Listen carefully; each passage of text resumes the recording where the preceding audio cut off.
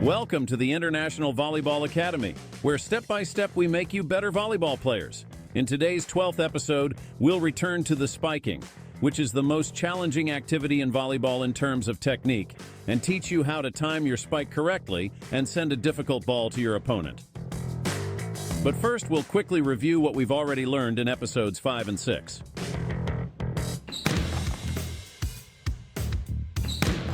We have learned that the player must pass through the archer's position when spiking, as we see with the Czech representative. Children, especially girls, sometimes have problems with the correct movement of the striking arm. For this reason, we have paid special attention to this topic. It was especially related to volleyball beginners. Do you remember? Mechanical exercises with a kneeling archer. Then we spent some time on proper throwing, first in the kneeling position with the left side to the net in different variations.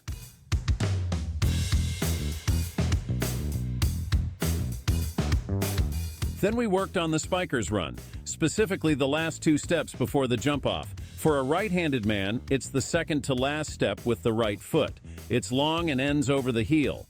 The final step with the left ends with a step over the curled toe diagonally to the right foot, turning the body with the left side toward the net. For left-handers, of course, everything is mirrored. The penultimate step involves a powerful arm twitch. It should be added that everything we are talking about will apply to both spikers and blockers. We then threw standing up at the net, checking the correct body position in relation to the net and the correct bounce of the legs before jumping to the spike.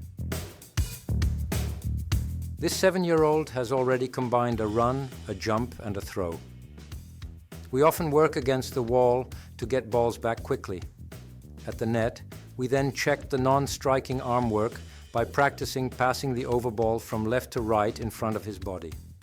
Now we're going to focus on ball control while spiking.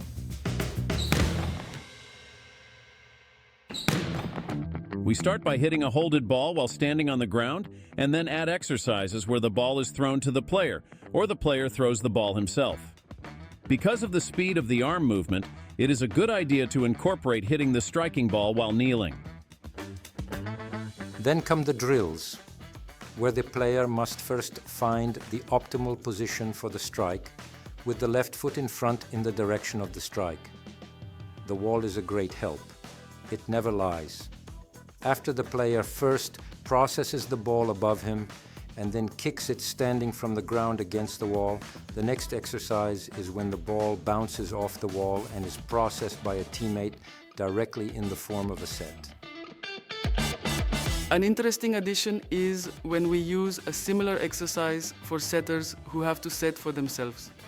Setters must also be able to attack.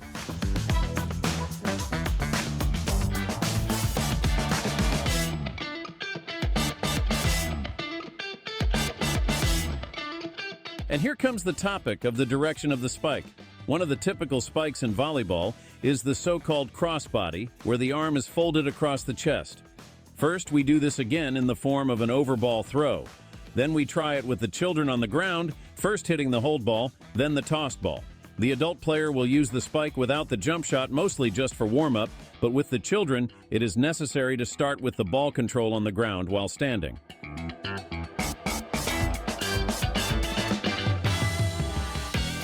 We already know that little boys in particular enjoy games the most. That is why we need to get to the games very early, when we use the mastered attacking spike standing on the ground. Moreover, such games teach the boys to find the right position and body position for a spike. Without this, they will be unsuccessful, and boys do not like to lose.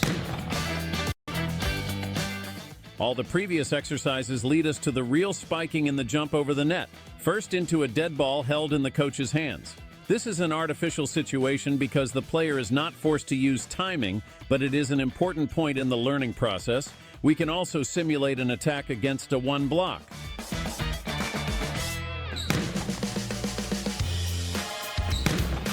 And now we come to the first crucial point, the attack after the ball is thrown, where timing comes into play. As you can see, it's not without its difficulties, and once again our favorite wall, As the tennis players say, you can't do without it. This time, ball control is combined with a jump. And there's the spike after the set, which is already a synergy between the setter and the spiker. We'll get to that in the next episodes. Now we're interested in timing. These 13-year-olds have got it down pretty well, but believe me, it causes a lot of problems for beginners. What's the problem? It is that the final double step has to occur when the trajectory of the recording is approximately known, after the moment of setting the setter, and children usually start the run earlier out of impatience or stress. This deprives them of the opportunity to react to the trajectory of the set. This is countered by exercises where the direction of the set is not known in advance, and the player is forced to delay the start of the run-up.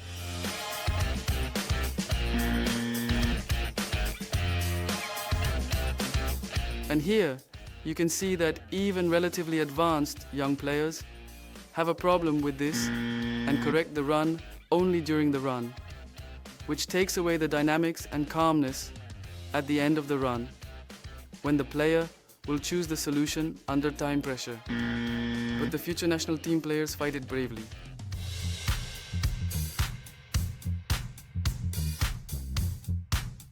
And there are games again, namely the popular wall games. You can see the pitch defined by colored rubber markers on the ground. For example, there is a game of pairs for 2 ground strokes without jumping.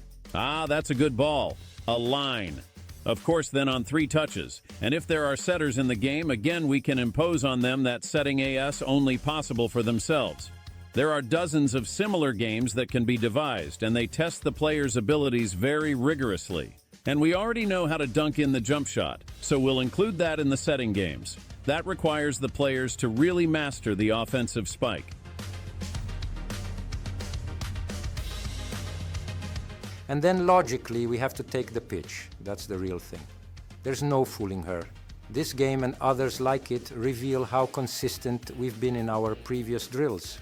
Success on offense is largely determined by physical fitness and mental attributes, but poor technique can limit a player greatly.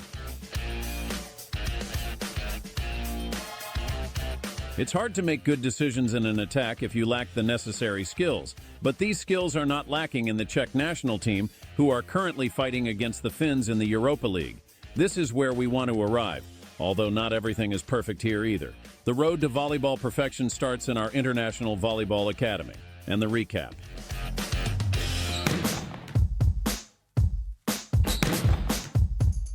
Spiking a held ball from a standing position. Incorporating strikes on a falling ball while kneeling to improve movement speed. Drills where a player first controls the ball above themselves and then spikes from a standing position against the wall. Drills where a teammate sets the ball directly from a rebound off the wall.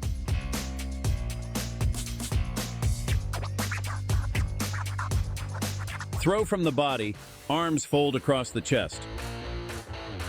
Ground strikes primarily only during warm-up. Attacking a held ball. Attacking a tossed ball. Attacking from a 1-meter set. We strive to create time pressure. Ending with games again, first against the wall, and finally games on a normal court.